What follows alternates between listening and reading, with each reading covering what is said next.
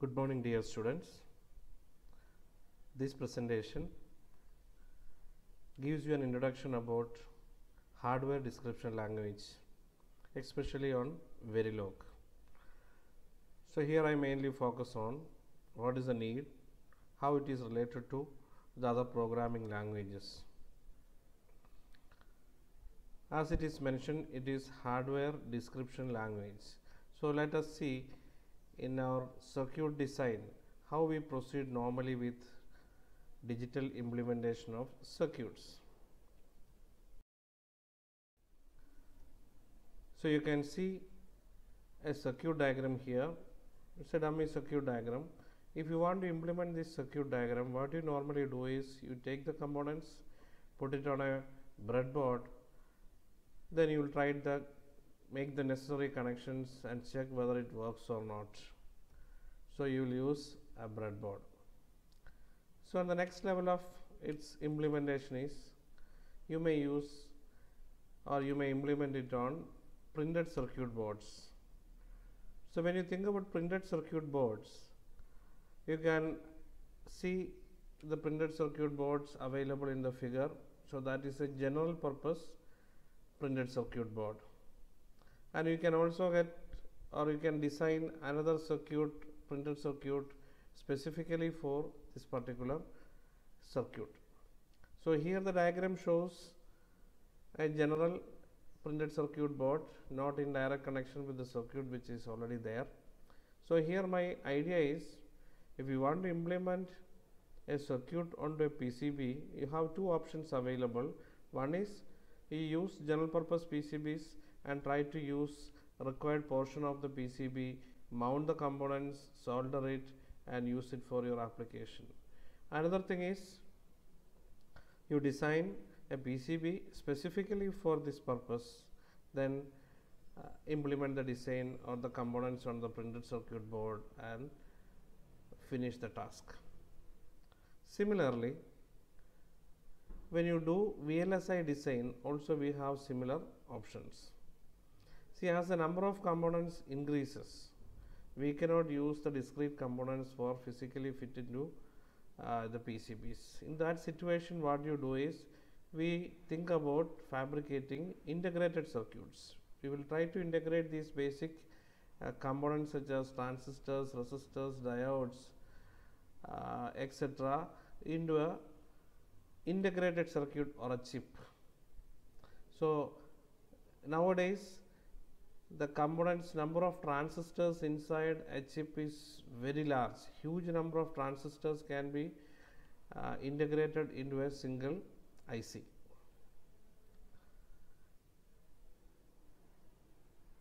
So in this context, the task cannot be done by a human being. So here the integration or implementation of manufacturing of an IC can be done by only machines. So how this machine will perform the task? Anyway, right now the solutions available is you have similar tools, similar to HDL tools available. They will be used to generate or fabricate ICs. Nowadays digital designs are available or they are implemented in two different ways, similar to your general purpose PCB and a printed circuit board specific to the application. Here you can see that in VLSI design technology, once your design is available, either you can make it to a general purpose chip or it can be integrated directly into a specific purpose chip. So that is the reason you can see I have shown two pictures here. One is named as FPGA. It is called Field Programmable Gate Array. It consists of set of basic components like gates inside, similar to your general purpose PCB. So whatever design you have, you will implement those design into this FPGA by making necessary connections to the available components inside the FPGA. But in the case of ASIC, what you do is you are based on your requirement, you define the circuit and the circuit is directly fabricated onto this chip. So when I said this, you may think that it is very easy, but it is not that easy. So let us look into the VLSI design flow, how exactly the large scale integration is being done onto the chips, or how the ICs, what are the steps followed in fabrication of ICs. So here a simplified VLSI design flow is shown over here. VLSI means very large scale integration. Here large number of transistors are integrated on a single chip, and necessary connections are made inside so that the circuits or a miniature version of the circuit is being formed. Here different steps are shown. I told you this is a simplified version. First step is system specification. In the system specification, you will input or you will describe the requirement of your circuit or the system to be designed, and based on the requirement, the system or the computer will perform the design aspect. It is written CAD, computer aided design. So it is shown in single block. That doesn't mean that it is only a one step. Large number of steps involved in this design. Once in the computer the design is done, so you can perform the fabrication in the fab labs. Once it is fabricated, fabrication is over, you can perform the packing. So what is system specification? So here in this context, the circuit diagram which is available to you or available to us is the system specification for the time being, but we will be using a different approach for giving the system specification. And the next is the design. In the design, you have lot of informations to be designed, like the partition of chips, what all the internal structure, how each component is located at different positions. All those things has to be designed. And fabrication case, once the design is over, it will again, it's a computer automated system where the microelectronic setup is being used to fabricate the IC on wafers. The figure here shown is a bigger wafer which will be sliced into smaller regions, and each smaller piece will be forming a chip of a specific circuit. Once each chip is being fabricated, they will cut the piece, each one, and they will put it into a pack with necessary connections outside world. This is the usual procedure done for a VLSI design flow. I just want to repeat that the diagrams which are shown, the steps which I have shown here is the simplified block diagram. It is not that easy. And here system specific, the design if you look at, again lot of steps involved in the design, and the diagram which I have shown here is again a simplified version of internal design steps which is done in a VLSI design steps. For us, our subject is hardware description language. So now in the system specification, we have a circuit diagram available. This one way of inputting the system specification is giving the circuit diagram directly, and another option is you can use hardware description languages. Now here you can see that some area is shaded. That area is, we are not looking into that area. We will be focusing on only the system specification in our course. Here especially the system specification, what we do is hardware description language. Now what we are going to study here is how we can describe the hardware requirement with the help of a language.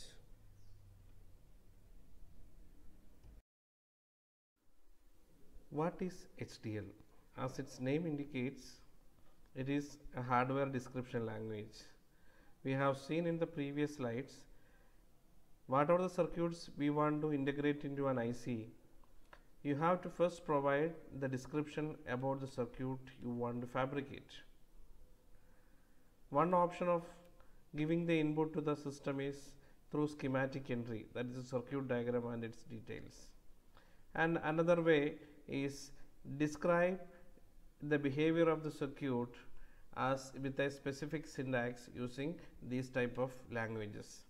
HDL is a language that describes the hardware of digital systems in a textual form. even though it looks similar to a programming language, this HDL actually works extensively parallel compared to the sequential operations of the other programs.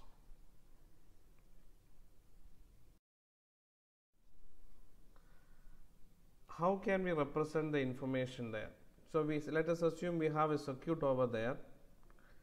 In a digital circuit you have studied, you will for any circuit like an adder, subtractor, whatever it is may be, you will have a truth table to represent its behavior, and based on the truth table you will be able to form an algebraic equation.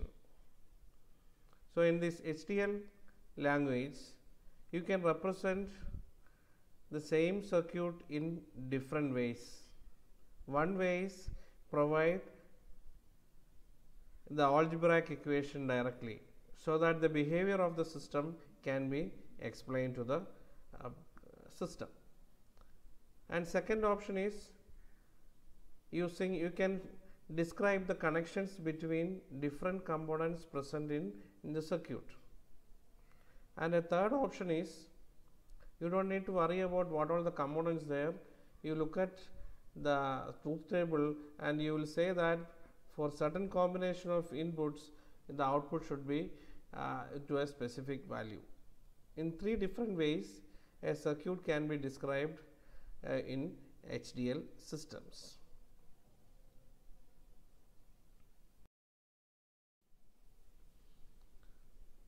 In HDL, based on the complexity and the nature of the circuit, you will choose either of these three options to describe the system. I told you we are looking only at the initial level of design strategy, where you will input the behavior of the circuit in three different modes, three different methods, and you will try to simulate whether your description is correct or not. Here you may come across with two aspects. One is called simulation and the other one is called synthesis. It is mentioned here there are two applications for HDL processing, simulation and synthesis. In the next slide I can make it clear. Say HDL code, there is a code, it is a representation, it is actually a structural representation of a particular circuit. So once you give this programming or maybe write down the program, from this program two things can be done. Let us look first is simulation. In order to do the simulation you don't need to have the circuit with you.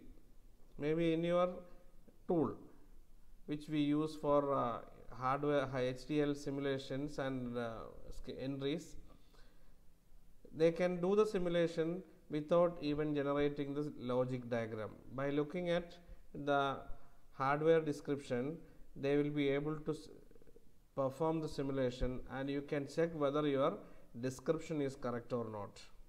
So the term simulation is normally check the output of the system which you are currently working at. Actually in this we say VLSI design flow, the simulation is done at various levels after inputting or maybe making necessary changes at different levels. Here we are at the top level where you just by description to check whether your description is correct or not, you can perform the simulation. In the simulation what you get is your system is having certain number of inputs and certain number of outputs. The timing diagram of input quantity as well as output quantity will show you the simulation or the nature of your code which you have written. And synthesis is slightly different. As you can see that after performing the synthesis the logic diagram can be developed. Nowadays most of the process which is done in VLSI design flow are autonomous. That is, now the system is capable of generating the logic diagram as well as the timing diagram or the subsequent steps by its own. We have sufficient algorithms and methodologies are being available to optimize at each stage. Our focus will be mostly on hardware description as well as the simulation. So maybe in higher classes you will look at the synthesis and its verification or simulation of the synthesis output and so on. Right now, if you have write a program, it has a simulation part and a synthesis part, and we mostly focus on writing the code and simulation. If the code description is proper, your timing diagram or the simulated output will show the necessary behavior that we expect from the circuit. If the timing diagram is not proper, you will have to go back to the code and make the necessary corrections in the HDL code. In the synthesis, you will actually form this logic diagram. The tool which we use for simulation, that tool will generate this. You will be able to see these details when you get a hands-on training or when you do an operation with the tool. So I will introduce the tool later, and maybe after introducing the basic concepts of Verilog.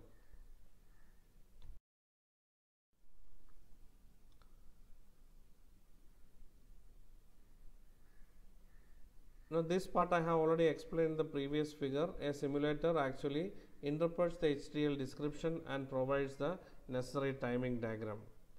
And how it provides the timing diagram? So it will not simply take the HDL code as it is. For that, what you do is, as a programmer, we will have to write a test bench for checking or testing or simulating the HDL code. So later you will see how you will write a test bench. Test bench is nothing but giving necessary set of inputs in sequential order, and you will check its output one by one. So test bench is another program that will run in the system that will actually give you the timing diagram. So to simulate a digital system, the first step you do is design is first described in HDL, then verified by simulating the design and checking it with the test bench. Actually, in our course, we will be doing only these two aspects. The synthesis part and further simulations and further the timing diagram generations all will be done in the maybe in your higher classes. Okay, maybe a summarized view of it. Now you can see that there is something written: HDL editor, state machine editor, schematic capture. Here in the shaded area, what it shows is, this is the area we are working at. Schematic capture is, there are tools available to give schematic entry, that is circuit diagram as it is, and from that circuit diagram the remaining synthesis process can be carried out. Some cases digital machines are described as state machines, and those state machine details can be entered so that the system will take care of the next level of design process. And HDL editor, that is one another way of inputting the system requirement. So we are looking into this HDL editor. Through HDL editor, we input the behavior of the circuit and we will try to do the behavioral simulation. You can see that here behavioral simulation is written within this block. We do only up to this. If you want to implement, when you do perform projects, what you do is, once the behavior simulation is over, you will perform the synthesis, then you will check the functional simulation, then other activities like place and route and further programming into device, lot of other activities will take place. Now our focus is on to the initial part of the VLSI design flow. That too we limit our work towards HDL editor or the design specification through the HDL language and its behavioral simulation. And the tools.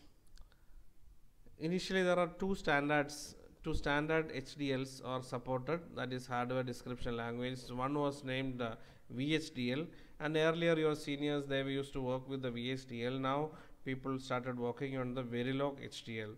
Now again the newer versions have come in the industry, its latest versions are used. Now for the study purpose, nowadays we start with only Verilog HDL. Its latest versions are used in the industry, but there will be only slight difference from the current systems. So for you have to study Verilog HDL. There will be slight difference between VHDL and Verilog, something similar to C programming and C++, so slight changes will be there, but the VHDL is specific to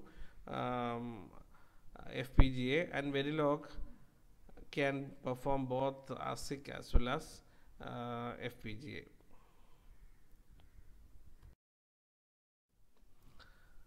Now in Verilog, how you define or describe a circuit? So it starts with always some keywords.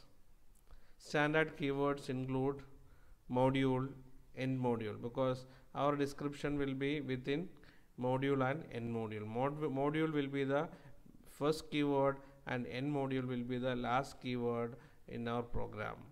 And between these two you will have various keywords are used to describe the behavior of the language, that includes input, output, wire, and or not, etc. In the program, if we use two forward slashes and we write something, that will be considered as comment.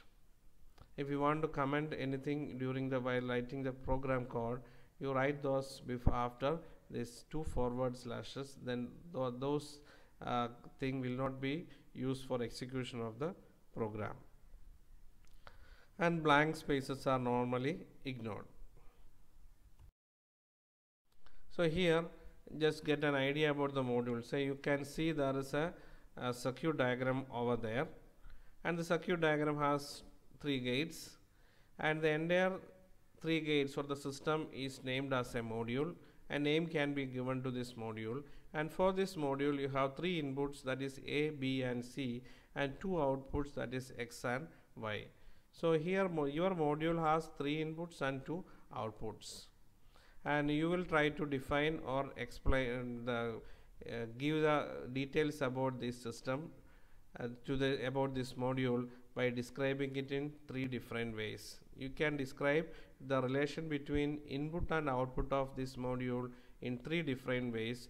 I mentioned it earlier. Anyway, I'll define once more. One way of describing it is called data flow method, and other one is called behavioral model. Third one is called structural model. So in 3 different ways, one information or one circuit can be described in the HDL. Depends on the circuit complexity and the easiness of writing the code. You can choose any one of this, or at sometimes a combination of this also been practiced. So now if you look at this, this is a sample code to show you that here module is written at the top and end module is at the bottom. That is, any HDL example will have a module and an end module. Between this module and end module, you are defining what are the inputs, input A, B, C. What are the outputs? Output are X and Y. And there is a wire is shown over there to represent the connection between G1 and G3. Here in this code, in this HDL, already there are some libraries available to represent the gates and, not, or, etc. You can also define it by your own, and its instances can be called. And G1 means an instance of an AND gate is taken, and the connection between these gates is represented in these 3 lines. So when you do the programming, the idea will be more clear. For the time being, just to get an idea, this is a small module with 3 gates, and its description is done in the hardware HDL. And here this description is a structural mode. Here actually you provide the connection details between the 3 different gates. There are other ways also we can use, that will be seen later. To summarize what I have discussed so far, digital systems can be implemented onto an FPGA or an application specific integrated circuits. So you need hardware description languages to input your description, then the tool will take care of the remaining activities so that it can be finally either implemented it on an FPGA or on an ASIC. And we have seen a simplified VLSI design flow where you had your system description followed with the design, fabrication and packaging. So your focus is on to the describing the system specifications and perform its behavioral simulation. HDL performs simulation and synthesis. You have seen simulation means it gives out the timing diagram of the description or the circuit, and synthesis is actually it gives the logic circuit of the described information. Our focus will be limited to mostly onto the description and the behavior and its behavioral simulation. And VHDL or Verilog are two standard HDL tools that is recognized by IEEE, and we focus on the Verilog. In the Verilog, always it starts with a module and end with an end module. So between these two keywords, you will use the necessary descriptions on input of your module, output of the module, and the relation between the input and output. So in order to represent the relation between input and output, you will use standard keywords and descriptions allowed by the Verilog. So here we stop with the introduction, and in the next presentations you will look at the basic concepts specifically related to the Verilog programming.